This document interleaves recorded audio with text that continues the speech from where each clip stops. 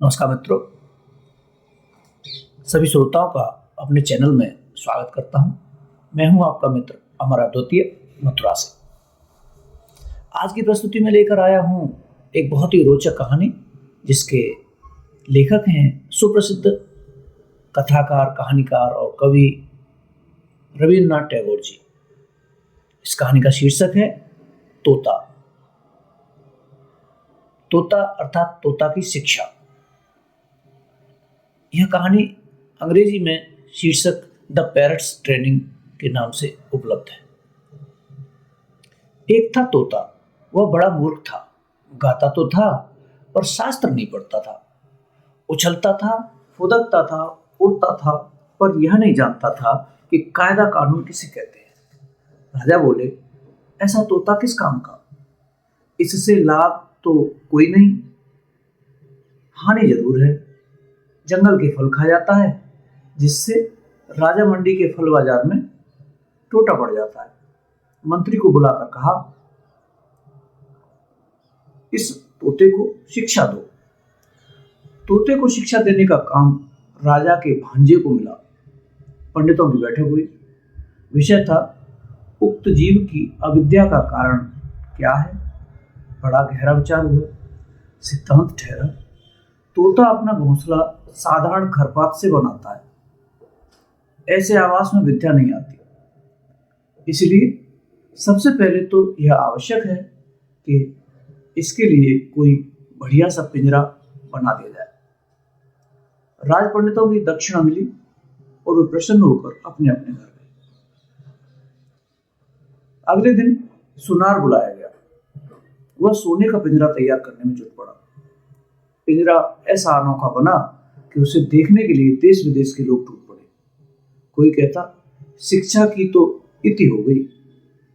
कोई कहता, शिक्षा न भी हो तो क्या, पिंजरा तो बना। इस तोते का भी क्या नसीब है। सुनार को थैलियां भर भर कर इनाम मिला।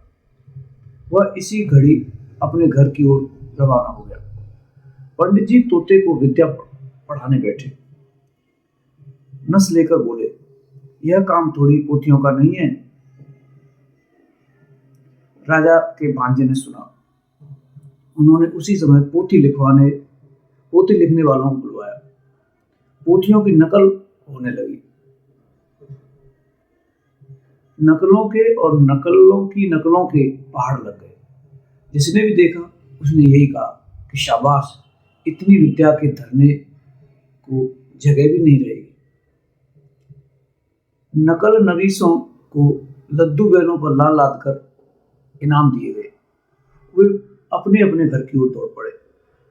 उनकी दुनिया में तंगी का नाम निशान भी हमेशा के लिए मिट गया। दामी पिंजरे की देखरेख में राजा के भांजे बहुत व्यस्त रहते थे। इतने व्यस्त कि व्यस्तता की कोई सीमा न रही।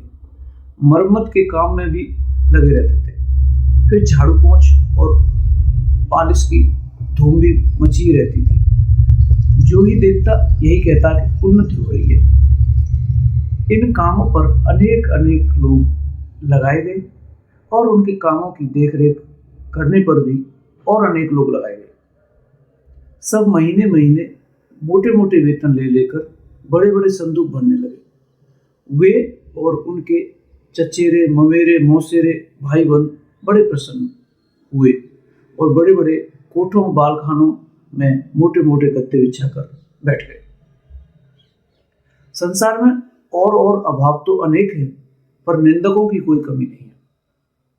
एक ढूंढो हजार मिलते हैं। वे बोले, पिंजरे की तो उन्नति हो रही है, पर तोते की खोज खबर लेने वाला कोई नहीं है। बात राजा के कानों में पड़ी। उन्होंने भांजे को बुलवाया और कहा, क्यों भांजे साहब, यह कैसी बात सुनाई पड़ रही है?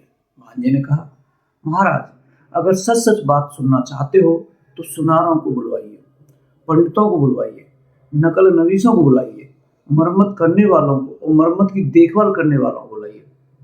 निंदकों को हलवे माड़े में हिस्सा नहीं मिलता, इसीलिए वे ऐसी ऊंची बात करते हैं। जवाब सुनकर राजा ने पूरे मामले को भली बात और साफ साफ तौर से समझ लिया। भांजे के गले में तत्काल सोने के हाथ पहनाए गए। राजा का मन हुआ कि एक बार चलकर अपनी आंखों से यह देखे कि शिक्षा कैसे धूम धड़ाके से और कैसी बगटुट तेजी से चल रही है। सो एक दिन वह अपने मुसाहबों, मुअल्लगों, मित्रों और मंत्रियों के साथ आप ही शिक्षाशाला में आदम के। उनके पहुंचते ही ड्योढ़ी के पास शंख, घड़ियाल, ढोल, तासे, खुर्दक, नगाड़े, तुहरियां, भेरियां, दमामें, कांसे, बांसुरियां, झाल, करताल, मृदंग, जगझंप आदि आप बज उठे। पंडित गले फाड़ फाड़ कर और बूटियां फाड़ फाड़ कर फड़का फड़का कर मंत्र पाठ करने लगे। मिस्त्री, मजदूर, सुनार, नकल नवीस, देखभाल करने वाले और उन सभी के ममेरे, फुफेरे, चचेरे, मौसेरे भाई जय जयकार करने लगे। भांजा बोला, महाराज देख रहे हैं ना। महाराज ने कहा, आश्चर्य, शब्द तो कोई कम नहीं हो रहा। भांजा बोला, शब्द ही क्यों, इसके पीछे अर्थ भी कोई कम नहीं। राजा प्रसन्न होकर लौट पड़े। ड्योढ़ी को पार करके हाथी पर सवार होने ही वाले थे कि पास के झुरमुट में छिपा बैठा निंदक बोल उठा, महाराज आपने तोते को देखा भी है। राजा चौंके, बोले, अरे हाँ, यह तो मैं बिल्कुल भूल ही गया था, तोते को तो मैं देखा ही नहीं। लौटकर पंडित से बोले, मुझे यह देखना है कि तोते को तुम पढ़ाते किस ढंग से हो। पढ़ाने का ढंग उन्हें दिखाया गया। देखकर उनकी खुशी का ठिकाना न रहा। पढ़ाने का ढंग तोते की तुलना में इतना बड़ा था कि तोता दिखाई ही नहीं पड़ता था। राजा ने सोचा, अब तोते को देखने की जरूरत ही क्या है, उसे देखे बिना भी काम चल सकता है। राजा ने इतना तो अच्छी तरह समझ लिया कि बंदोबस्त में कहीं कोई भूल चूक नहीं है। पिंजरे में दाना पानी तो नहीं था, थी सिर्फ शिक्षा। यानी ढेर की ढेर पोथियों के ढेर पन्ने फाड़ फाड़ कर कलम की नोक से तोते के मुंह में घुसेड़े जाते थे। गाना तो बंद हो ही गया था, चीरने चिल्लाने के लिए भी कोई गुंजाइश नहीं छोड़ी। तोते का मुंह ठसाठस भरकर बिल्कुल बंद हो गया था। देखने वाले के रोंगटे खड़े हो जाते। अब दोबारा जब राजा हाथी पर चढ़ने लगे तो उन्होंने कान उमेठू सरदार को ताकीद कर दी कि निंदक के कान अच्छी तरह उमेट देना। तोता दिन पर दिन भद्र नीति से अधमरा होता गया। अभिभावकों ने समझा कि प्रगति काफी आशाजनक हो रही है, फिर भी पक्षी स्वभाव के एक स्वाभाविक दोष से तोते का पिंड अब भी छूट नहीं पाया था। सुबह होते ही वह उजाले की ओर टुकुर टुकुर निहारने लगता और बड़ी ही अन्याय भरी रीति से अपने डैने फड़फड़ाने लगता था।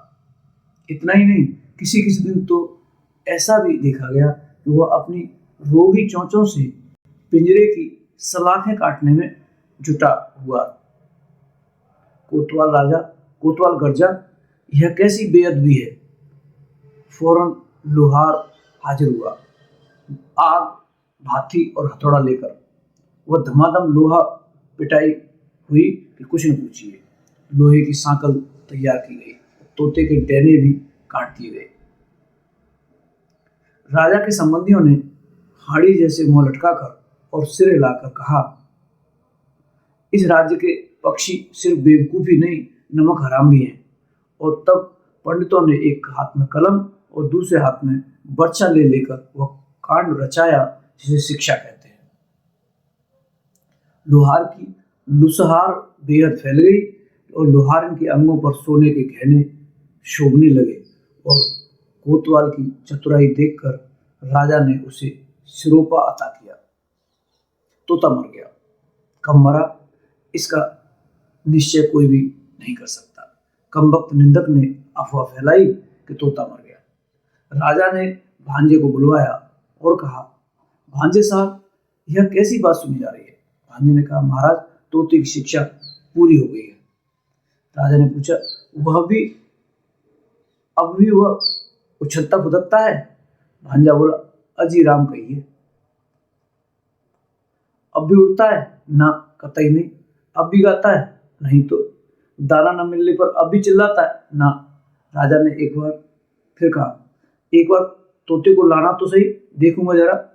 तोता लाया गया, साथ में कोतवाल आए, प्यादे आए, घुड़सवार आए।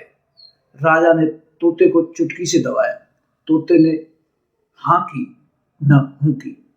हाँ, उसके पेट में पोथियों के सूखे पत्ते खड़खड़ाने जरूर लगे। बाहर नव बसंत की दक्षिणी बिहार में नव पल्लवों ने अपने निश्वासों से मुकुलित वन के आकाश को आकुल कर दिया। मित्रों, आपने सुनी रविन्द्रनाथ टैगोर जी की कहानी तोता, जो अंग्रेजी में पैरट्स ट्रेनिंग यानी तोते की शिक्षा के नाम से उपलब्ध है।